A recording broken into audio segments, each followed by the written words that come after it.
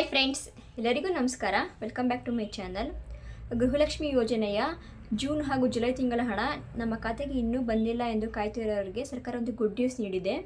ಬಾಕಿ ಇರುವ 4,000 ಹಣವನ್ನು ಒಟ್ಟಿಗೆ ಒಂದೇ ಸಲ ಹಾಕುತ್ತೇನೆ ಎಂದು ಸರ್ಕಾರ ಹೇಳಿದೆ. ಅದು ಯಾವಾಗ ಎಂಬುದರ ಬಗ್ಗೆ ಸಂಪೂರ್ಣ ಮಾಹಿತಿಯನ್ನು ಈ ವಿಡಿಯೋದಲ್ಲಿ ನಾನು ನಿಮಗೆ ತಿಳಿಸ್ಕೊಡ್ತೀನಿ.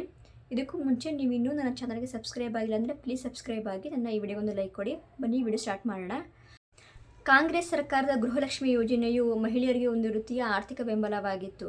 ಮಹಿಳೆಯರು ತಮ್ಮ ಕುಟುಂಬದ ದಿನನಿತ್ಯದ ಖರ್ಚುಗಳನ್ನು ಸರಿತೂಗಿಸಿಕೊಂಡು ಹೋಗಲು ಒಂದು ರೀತಿ ಇದು ಸಹಕಾರಿಯಾಗಿತ್ತು. ಇದುವರೆಗೂ 10 ಕಂತುಗಳ ಹಣವನ್ನು DBT ಮೂಲಕ ಮಹಿಳೆಯರ ಖಾತೆಗೆ ಜಮೆ ಮಾಡಲಾಗಿದ್ದು, ಸುಮಾರು 20,000 ಹಣವನ್ನು ಅರ್ಹ ಮಹಿಳೆಯರು ಗೃಹಲಕ್ಷ್ಮಿ ಯೋಜನೆಯಿಂದ ಪಡೆದುಕೊಂಡಿದ್ದಾರೆ. ಆದರೆ ಮೇ ನಂತರ ಅಂದರೆ ಜೂನ್ ಹಾಗೂ ಜುಲೈ ತಿಂಗಳ ಹಣ ಇದುವರೆಗೂ ಮಹಿಳೆಯರ ಖಾತೆಗೆ ಜಮೆಯಾಗಿಲ್ಲ. ಇದಕ್ಕೆ ನಮ್ಮ ಮಾನ್ಯ ಮಹಿಳಾ ಮತ್ತು ಮಕ್ಕಳ ಕಲ್ಯಾಣ ಇಲಾಖೆ ಸಚಿವೆಯಾದ ಲಕ್ಷ್ಮೀ ಹೆಬ್ಬಾಳ್ಕರ್ ಅವರು ಸ್ಪಷ್ಟನೆ ನೀಡಿದ್ದಾರೆ. ಇದಕ್ಕೆ ಪ್ರಮುಖ ಕಾರಣ ತಾಂತ್ರಿಕ ದೋಷ ಎಂದು ಅವರು ಹೇಳಿದ್ದಾರೆ. ಅಲ್ಲದೆ ನಾವು ಗೃಹಲಕ್ಷ್ಮಿ ಯೋಜನೆಯನ್ನು ಯಾವುದೇ ಕಾರಣಕ್ಕೂ ಸ್ಥಗಿತಗೊಳಿಸಲ್ಲ, ನಿರ್ಲಕ್ಷ್ಯ ಕೂಡ ಮಾಡುವುದಿಲ್ಲ. ಬಾಕಿ ಇರುವ ಜೂನ್ ಹಾಗೂ ಜುಲೈ ತಿಂಗಳ ಹಣವನ್ನು ಒಟ್ಟಾಗಿ 4,000 ರೂಪಾಯಿಗಳ ಹಣವನ್ನು ಆಗಸ್ಟ್ ತಿಂಗಳ ಮೊದಲ ವಾರದಲ್ಲಿ ಅವರು ಹಾಕ್ತೀವೆಂದು ಒಂದು ಸ್ಪಷ್ಟನೆ ನೀಡಿದ್ದಾರೆ. ಸೊ ಯಾರ್ಯಾರು ವೆಯ್ಟ್ ಮಾಡ್ತಾ ಇದ್ದೀರಾ, ಜೂನ್ ಹಾಗೂ ಜುಲೈ ತಿಂಗಳ ಹಣ ಆಗಸ್ಟ್ ಫಸ್ಟ್ ವೀಕಲ್ಲಿ ನಿಮ್ಮ ಖಾತೆಗೆ ಜಮೆ ಆಗುತ್ತೆ, ಚೆಕ್ ಮಾಡ್ಕೊಳ್ಳಿ. Thank you guys for watching.